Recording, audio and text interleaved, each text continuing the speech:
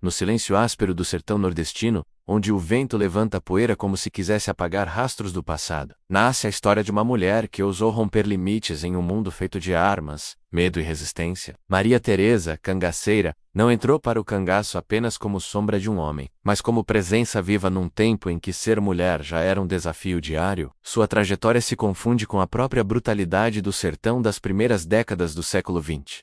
Um lugar onde a lei chegava tarde, a fome era constante e a honra custava sangue. Maria Teresa nasceu em meio à seca e à dureza da vida rural, aprendendo desde cedo que sobreviver era um ato de coragem. As histórias contam que ainda jovem conheceu o cangaço, não como romance, mas como ameaça constante. O bando passava, a poeira anunciava, e as famílias tremiam. Mas foi justamente nesse universo temido que ela acabou sendo tragada. Num tempo em que escolhas eram poucas, e o destino parecia já escrito, antes mesmo de se entender o mundo. Ao se juntar ao cangaço, Maria Teresa precisou abandonar qualquer ilusão. O sertão não perdoava a fraqueza, e o cangaço muito menos. Não era apenas carregar armas ou caminhar dias inteiros sob o sol inclemente. Era aprender a desconfiar de tudo, a dormir com o olho aberto, a aceitar que a morte podia chegar num disparo perdido ou numa emboscada silenciosa ao amanhecer. Maria Teresa aprendeu rápido. Observava, ouvia e se moldava àquele ambiente hostil. Diferente do que muitos imaginam,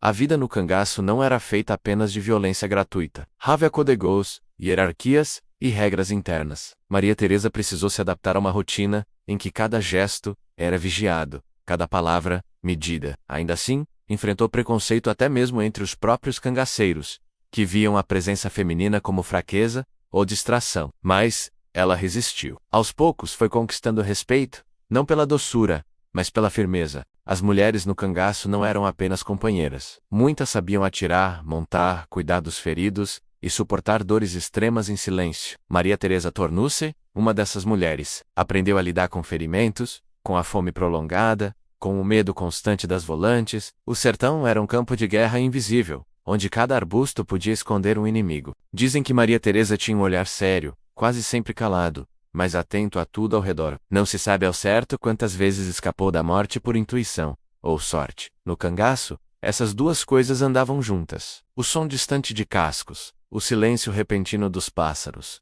Qualquer detalhe podia significar perigo. E Maria Teresa aprendeu a ler esses sinais como quem lê o próprio destino. Ao longo do tempo, ela viu companheiros tombarem, corpos abandonados à própria sorte, histórias interrompidas sem despedida.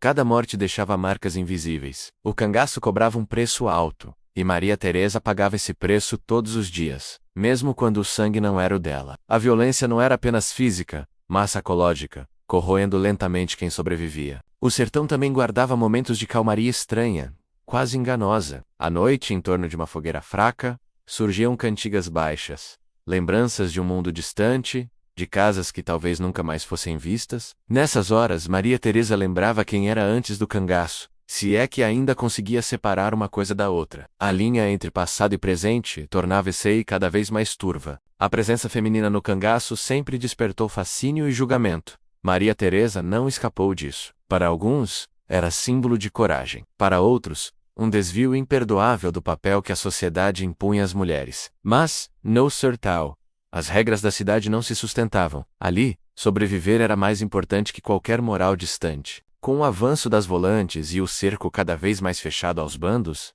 a vida no cangaço tornou-se ainda mais perigosa. As emboscadas se multiplicavam, as traições também. O sertão, que antes escondia, começou a denunciar. E Maria Teresa sentia que o fim se aproximava, não como certeza, mas como pressentimento constante. A história de Maria Teresa se mistura com o próprio declínio do cangaço. Não há finais gloriosos nesse caminho, apenas sobreviventes marcados e mortos esquecidos. O que resta são fragmentos, relatos orais, versões que se contradizem. Mas em todas elas, Maria Teresa aparece como mulher que enfrentou um mundo feito para esmagá-la. Depois do cangaço, o silêncio. Pouco se sabe com exatidão sobre seus últimos dias. Como tantas figuras daquele tempo, Maria Teresa foi engolida pela poeira da história. Talvez tenha tentado reconstruir a vida, talvez tenha carregado o peso do passado até o fim. O sertão não costuma devolver o que toma. Hoje, ao se falar em Maria Teresa, não se fala apenas de uma cangaceira, mas de um símbolo, um retrato cru de um Nordeste esquecido,